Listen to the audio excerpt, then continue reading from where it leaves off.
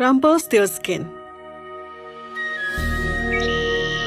Pada zaman dahulu kala, ada sebuah kerajaan kecil di tepi hutan yang gelap.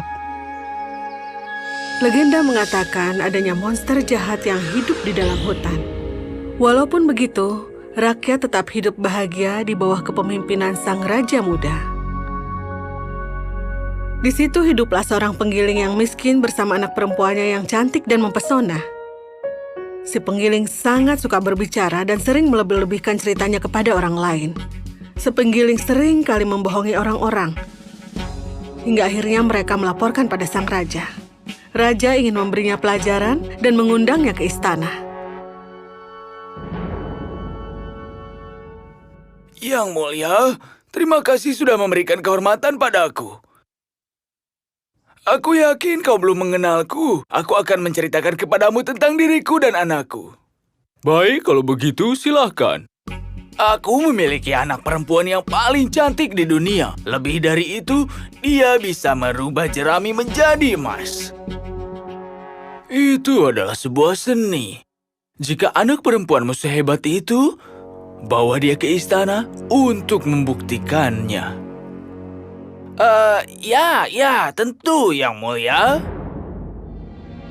Penggiling pulang ke rumah dan menceritakan yang terjadi di istana kepada anaknya. Aku sudah bilang, Ayah, jangan berbohong kepada orang lain. Sekarang kau terjebak dalam kebohonganmu sendiri. Sang ayah terdiam dan merasa malu. Keduanya menuju istana untuk menghadapi bencana.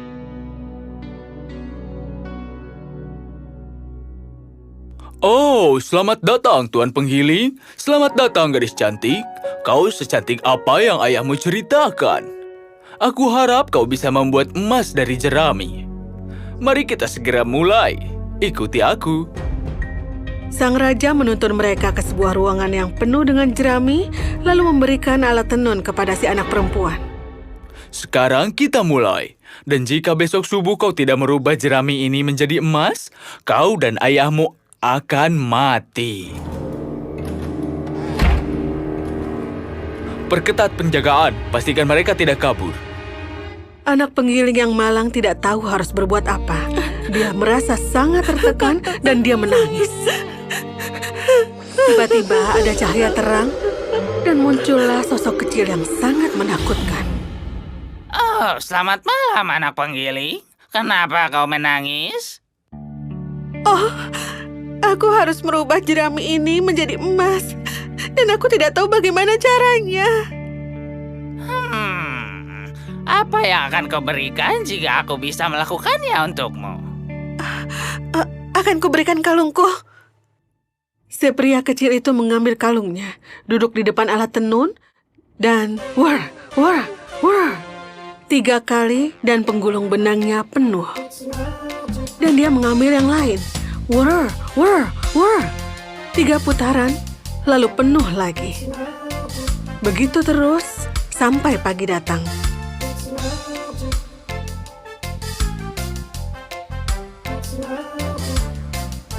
Semua jerami sudah digulung, dan penggulung benang sudah penuh dengan emas.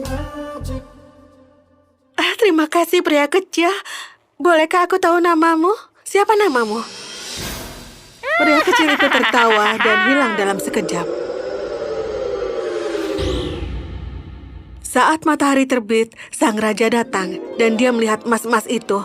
Dia terkejut. Ya ampun, aku pikir ayahmu yang sombong itu berbohong padaku. Sekarang kau pergi dan istirahatlah. Aku akan temui kau sore nanti. Si anak perempuan berpikir sang raja akan memberinya imbalan dan membiarkan dia pulang begitu saja. Tapi sore harinya, raja yang rakus membawanya ke ruangan lain yang lebih luas dari ruangan sebelumnya dan penuh dengan jerami. Jika kau menyayangi nyawamu dan ayahmu, kau harus merubah semua jerami menjadi emas malam ini. Anak itu tidak tahu harus berbuat apa lagi dan dia kembali menangis. Kemudian pria kecil itu datang lagi. Jangan menangis. Apa yang akan kau berikan jika aku bisa melakukannya lagi? Dia berpikir sejenak dan menyadari cincin emasnya. Tinggal itulah satu-satunya barang yang bisa dia tawarkan. Ambillah cincinku ini. Pria kecil itu mengambil cincinnya dan mulai memutar penenun.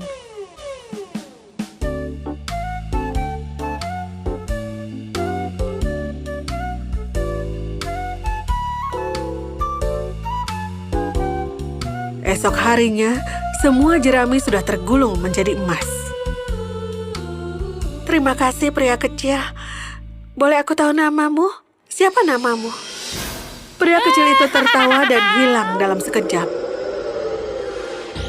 Sang raja masuk lagi dan kembali terkesima dengan apa yang dia lihat.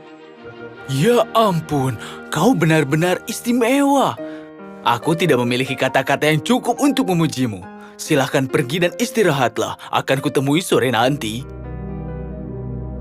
Seiring matahari terbenam, sang raja membawanya kembali ke ruangan yang jauh lebih besar dan penuh dengan jerami. Yang ini juga harus kau pintal menjadi emas malam ini. Dan jika kau berhasil, kau akan kujadikan istri. Aku yakin tidak akan menemukan yang lebih baik darimu di dunia ini. Setelah dia ditinggal sendirian, pria kecil itu seketika muncul kembali untuk ketiga kalinya.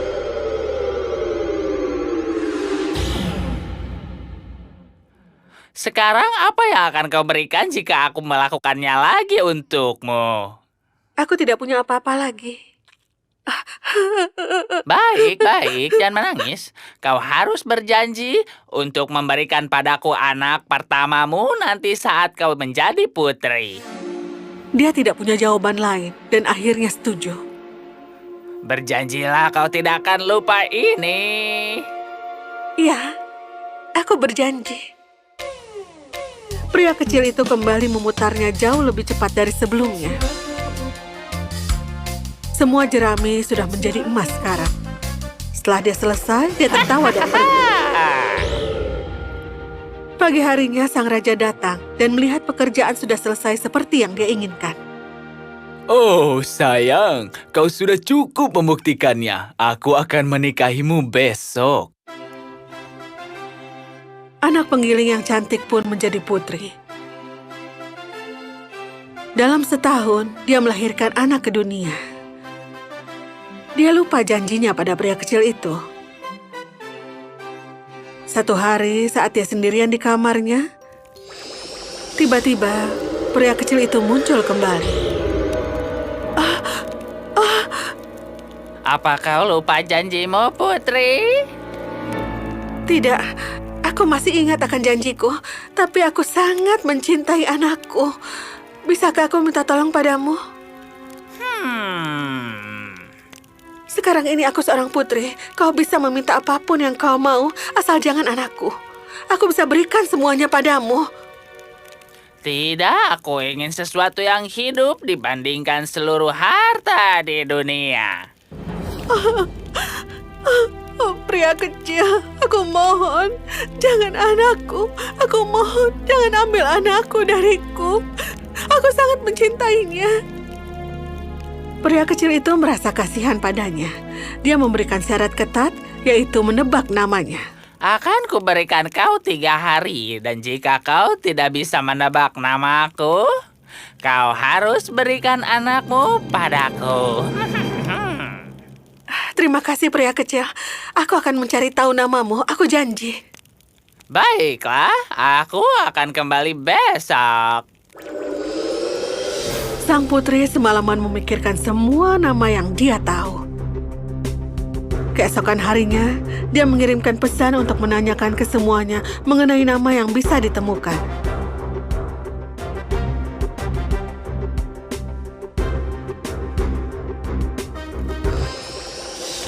Pria kecil itu kembali.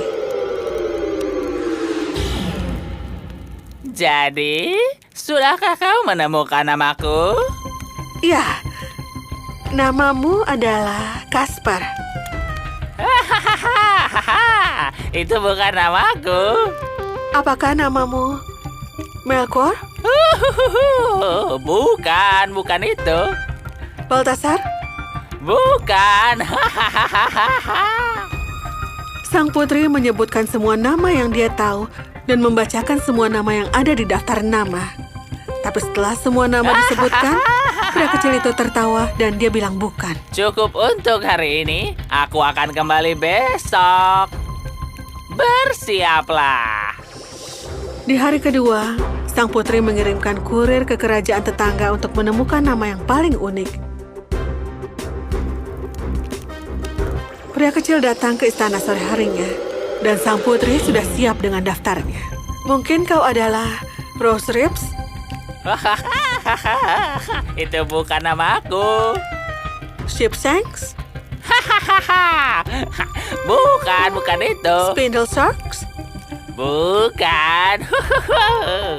Putri membacakan semua daftar namanya, tapi tetap saja tidak berhasil. Besok adalah hari terakhirmu. Aku ragu kau bisa menyelamatkan anakmu. Putri mulai khawatir. Namun di hari ketiga, dia mendengar hal yang aneh dari kurirnya. Aku tidak berhasil menemukan satu nama baru, tapi saat aku melalui hutan yang gelap, aku ke bukit dan melihat ada rumah kecil dan ada api di sebelah rumahnya. Di dekat api, ada pria kecil berlompatan dengan satu kakinya dan bernyanyi. Hari ini aku memakar, besok aku memasak. Di hari anak putri tiba dan aku senang tidak ada yang tahu bahwa namaku Rumpelstiltskin. Itu dia. Kau tidak tahu betapa senangnya aku sekarang ini. Sang putri menarik kalungnya dan memberikannya kepada kurir itu sebagai imbalan. Beberapa saat kemudian, pria kecil itu hadir kembali. Sekarang, Putri, siapakah namaku? Apa kau dipanggil Jack? Tidak. Apakah kau dipanggil Harry? Maka bisa jadi namamu adalah Rumpelstiltskin. Monster telah memberitahu kau. Monster telah memberitahu kau. Dalam amarahnya, dia menghentakkan kaki kanannya ke tanah dan masuk sampai ke atas dengkul. Kemudian dia menarik kaki kirinya dengan kedua tangannya dan dia pun terbelah dua. Dan itulah akhir dari kisah Rumpelstiltskins. Dan sang putri hidup bahagia dengan anaknya dan sang raja.